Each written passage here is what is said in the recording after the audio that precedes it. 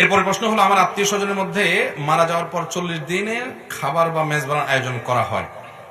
আমি ব্যক্তিগতভাবে এই অনুষ্ঠান বয়কট করেছি। এরকম কোনো অনুষ্ঠান না যাওয়াতে আমার অনেক নিকট আত্মীয় আমার উপরে অসন্তুষ্ট। এক্ষেত্রে আমার আত্মীয়দের হক আদায় হবে কিনা, আমার করণীয় কি? দেখুন, মানুষ মারা যাওয়ার পরে চল্লিশা বা মুর্দার খাওয়ানি যেটাকে বলি বা মেজবানের খাওয়ানি যেটাকে বলি, এই জাতীয় অনেক নাম আছে আমাদের সমাজে। এই বিদআতটা আমাদের সমাজের সবচেয়ে প্রতিষ্ঠিত, সবচেয়ে শক্তিশালী, সবচেয়ে ব্যাপক এবং বহুল পরিচিত সমাজের রগ রেশার সাথে মিশে যাওয়া বিদআত। মানুষ মারা যাওয়ার পরে এলাকাবাসীকে 40তম দিনে ডেকে খাওয়াইতে হবে বা এততম দিনে ডেকে খাওয়াইতে হবে, এরকম কোন আনুষ্ঠানিকতার কথা কোরআন হাদিস আমাদেরকে বলে নাই। বরং এটা আমাদের হিন্দু ভাইদের একটা কালচার আছে, শ্রাদ্ধ। সে শ্রাদ্ধ অনুষ্ঠান থেকে এটা উঠে আসছে। আপনি গুগলে গিয়ে শ্রাদ্ধ লিখে সার্চ দিলে দেখবেন যে শ্রাদ্ধ কাকে বলা হয়। শ্রাদ্ধই হলো হিন্দু ধর্ম মতে, তাদের ধর্মটা তারা করেন, সেটা তাদের ব্যাপার। কিন্তু একজন মুসলিম আরেকজনেরটা ধার করে এনে সেটাকে ইসলামের নামে চালিয়ে দিতে পারেন না। মান তাশাব্বাহা বিকওমিন ফাহুয়া মিনহুম, আবু দাউদের হাদিস আছে। অন্য জাতি, অন্য ধরনের মানুষের সাদৃশ্য গ্রহণ করলে তাদের অন্তর্ভুক্ত হওয়ার ভয় আশঙ্কা আছে। এই জন্য আমাদের আত্মীয় স্বজন মারা গেলে এলাকাবাসীকে খাওয়ানোর যে প্রথা আমাদের সমাজে প্রচলিত আছে সেটা সঠিক নয়, এটা ভুল। কিন্তু এই ভুলটা এমন ভাবে গেড়ে বসেছে সমাজে যে জানে ভুল তাকেও করতে হয়। না করলে এলাকাবাসী বলে, কি মানুষ ছিল লোকটা, কি ছেলে মেয়ে রেখে গেছে, একটু কাউকে হাতও ধোয়ায় নেই।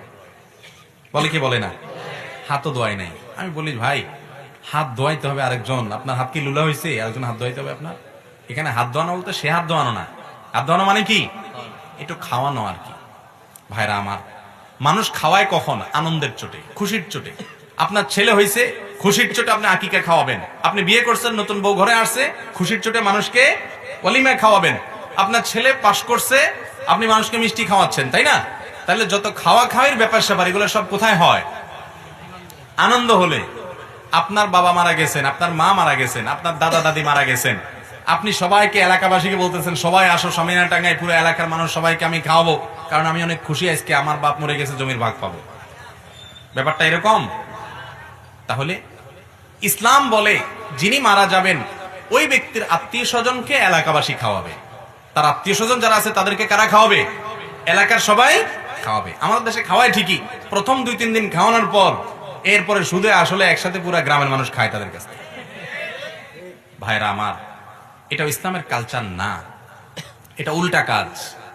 যে ব্যক্তি তার আত্মীয় স্বজনকে হারাইছেন, মা বগেরে মারা গেছেন, বাপ মারা গেছেন, সন্তান মারা গেছেন, ভাই বোন মারা গেছেন, তাদের মন খারাপ, তাদেরকে এলাকাবাসী যত পারেন খাওয়ান, যতদিন পারেন খাওয়ান, কিন্তু তাদের কাছ থেকে আপনারা এলাকাবাসী গিয়ে খাবেন, এটা জায়েজ নাই।